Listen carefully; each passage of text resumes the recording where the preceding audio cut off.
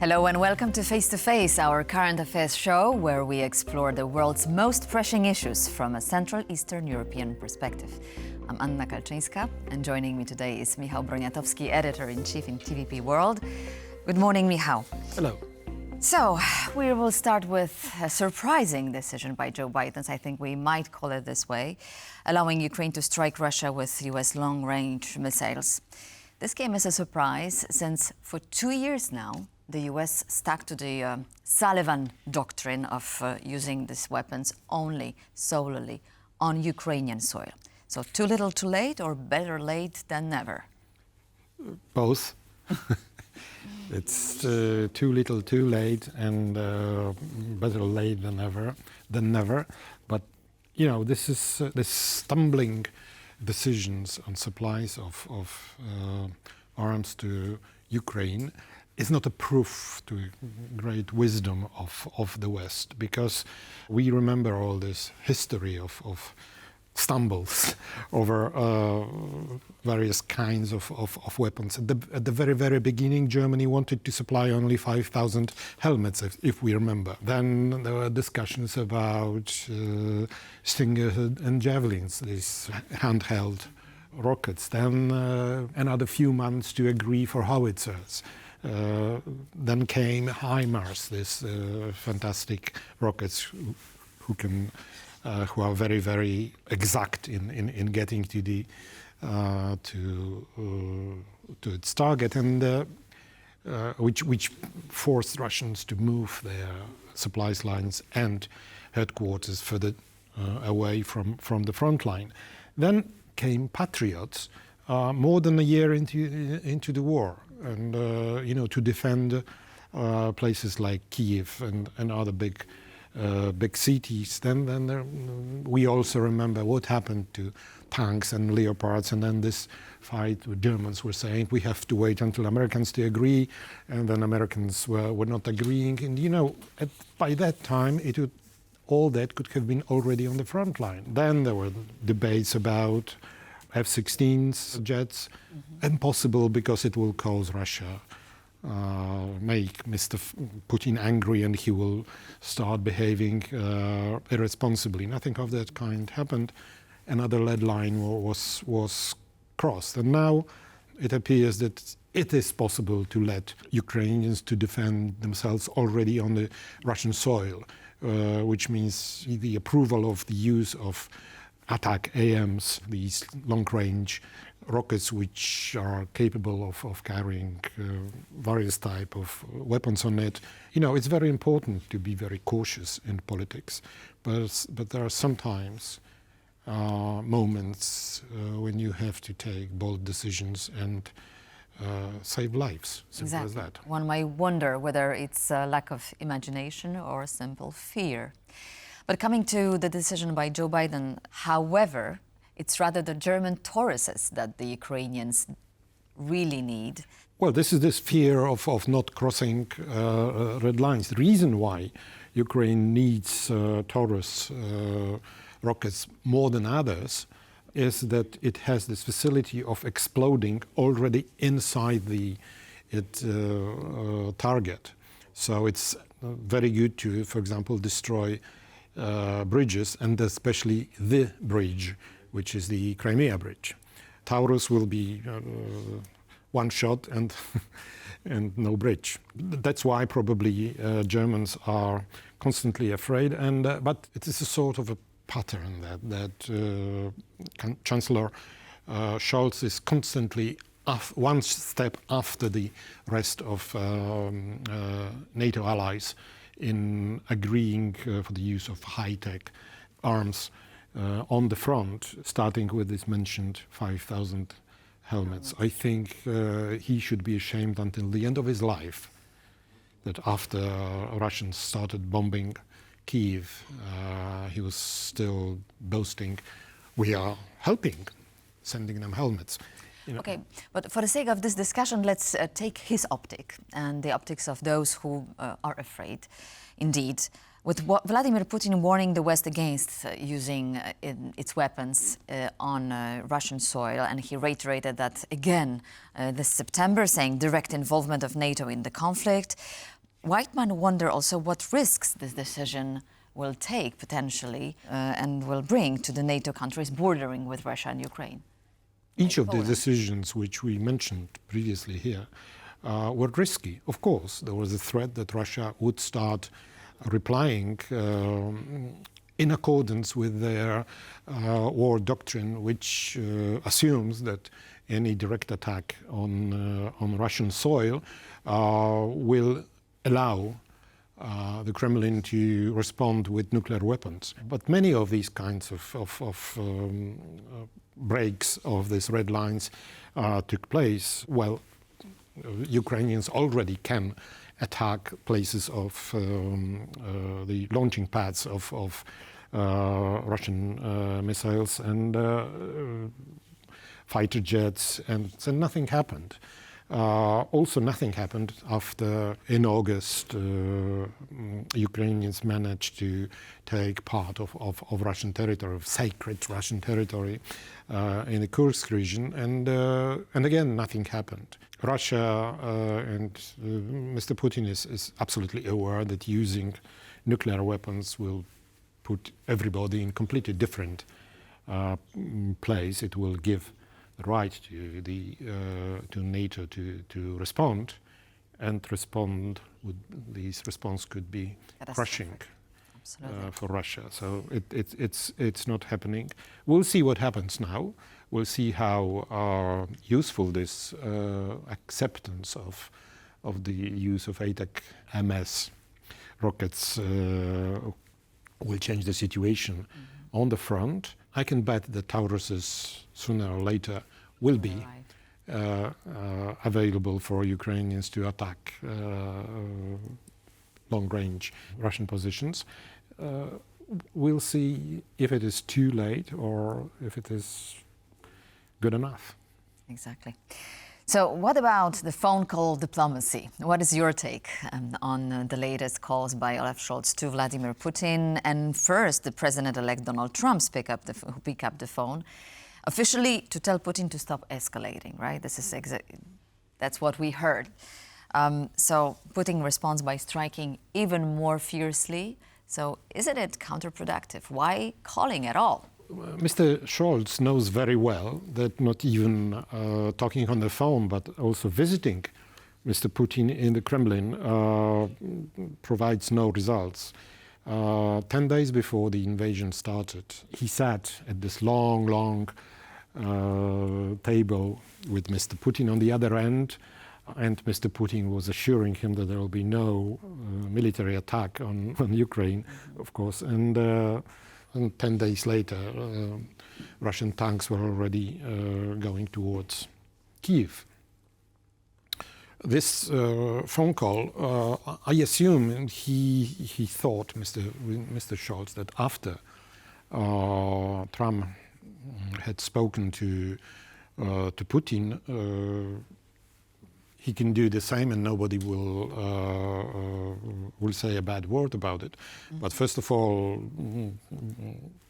Trump is just president-elect, so he's not an American official for sure. One thing, and another one is that Russians are claiming that nothing of that kind took place, so there was no conversation. And yet he calls him just to tell him that he would like Russians to cease fire and move away their troops and vehicles. And he hears in response, not before Ukrainians pledge not to enter NATO, not before Ukrainians change their Nazi government, and so on and so on. And that the cheaper gas is available for Germans if they need it. So, well, not now because there are sanctions. But anyway, it's, he didn't hear anything new, only old statements. And even if he heard something sensible, for example, security guarantees for Ukraine, after the ceasefire, it would be worth, not even worth the paper on which it would be written. We know that we are still under the regime of the Budapest Agreement. France and Britain agreed to guarantee freedom of Ukraine in exchange of them surrendering their nuclear weapons. Ukraine surrendered the weapons in early 1990s, but the guarantees, we see what is left from them. Russians didn't keep their word then, so there's no reason to believe that they will keep their word today or in the near future. Speaking of France, Emmanuel Macron was the one who also held numerous phone calls with Vladimir Putin ahead of the war, trying to prevent the escalation and the outburst of the war. There was even a documentary documenting the whole process. Today he says that Putin does not want peace. So what must happen to bring Putin to the negotiation table? It's very simple. He is reacting, and we can see this, he is only reacting to force. He has to be defeated on the front, or at least continuing of the onslaught should be made so hard for him so that it becomes impossible to continue. And so this is the only way. Otherwise, it's just delaying the catastrophe, because any ceasefire which would give Russia the lands which it has stolen over the last 2.5 years would just mean that in the near future we would see again Russian tanks attacking Ukrainian positions. So the only way to tackle the problem is to fight. And Ukrainians understand it very well, and they are fighting, and they only hope for the help from the West. You know, I was in Kiev last week for 3 days, and apart of all these alarms throughout the night, people are used to it. They are not even going to shelters. But I saw one thing which really shattered me. There was a jeep, open jeep, going on the street with some martial music, with flags and so on. It was followed by 2 little buses full of young recruits, obviously going to the front. And I saw their faces, and it was, these young boys going, unsure if they would ever come back. This also gives Ukrainians great strength that they still have young people to fight, and that they support this fight. They may be prepared to some land concessions for Russia, but definitely they will not agree for any proposal which would make them not being able to self-determination. Well, remains to be seen for how long they will be granted this permission to defend themselves on the Russian soil. And that development brings us to the American post-election dynamic and the big question, what will Donald Trump do? Will he reverse the decision taken by Joe Biden now?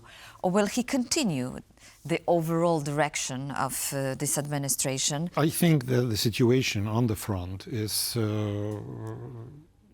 forcing Trump and his team, because it is not only him.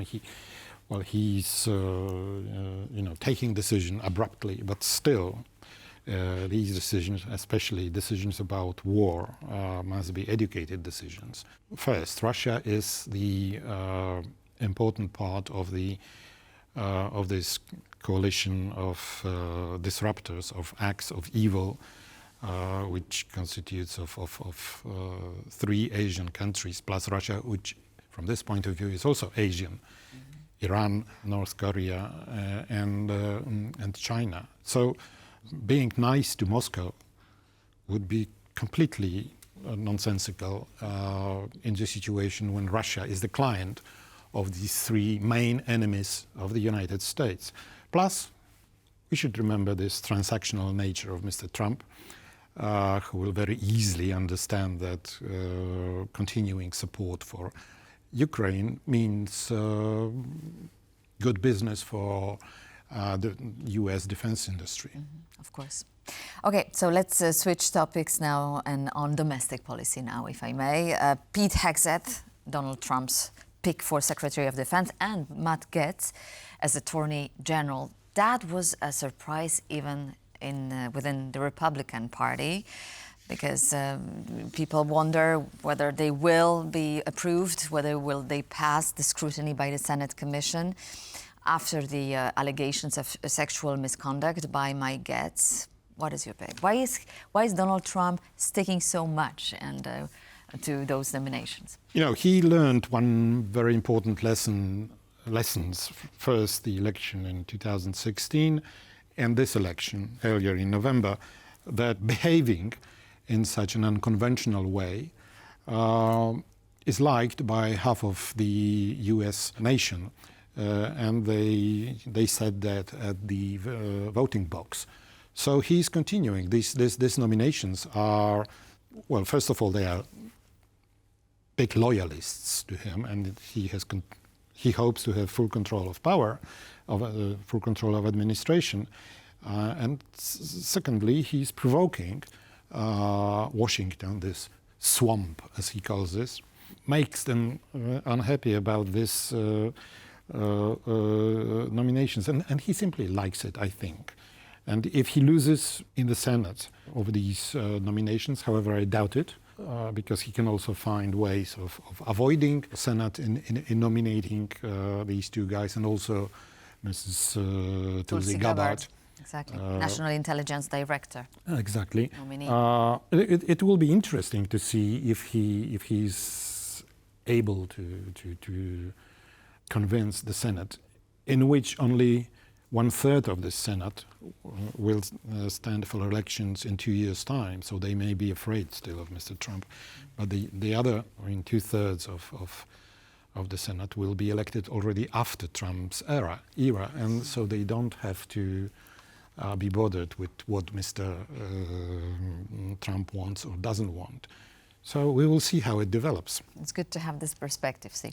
And finally, our third topic, which is the meeting of EU foreign ministers in Warsaw on this Tuesday.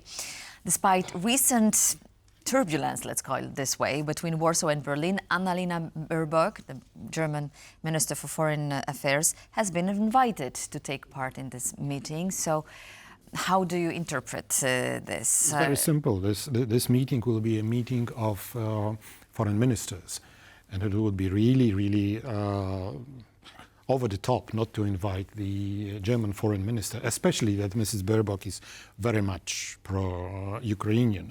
What we heard previously was the announcement from the prime minister's office that Mr. Tusk wants to talk with leaders of France, Great Britain, Scandinavian countries, Baltic countries, NATO and EU, and he visibly excluded Germany from it. But it was, first of all, political statement, and then it was a talk about meeting leaders, top leaders. Scholz is the only one of all these leaders who, first of all, is not in friendly relations as of recently with Mr. Tusk, and on the other hand, he is a lame duck because he's already running a government which is a minority government and will be replaced already in February. So this may be the case, and foreign ministers are meeting to discuss what next, how to react and prepare for any decisions of top leaders. What are the final decisions? So apart from the discussions, can we expect any major decisions taken or not? Is it just on this meeting in Warsaw? No. They may state some plans, intentions, but I don't think that decisions would be taken on the foreign ministers level. Thank you, Michał. Thank you for sharing your insights with us. It's always a pleasure to have you. Thank you. And that completes this edition of Face to Face. I'm Kalczyńska. Thank you for watching and see you on Thursday.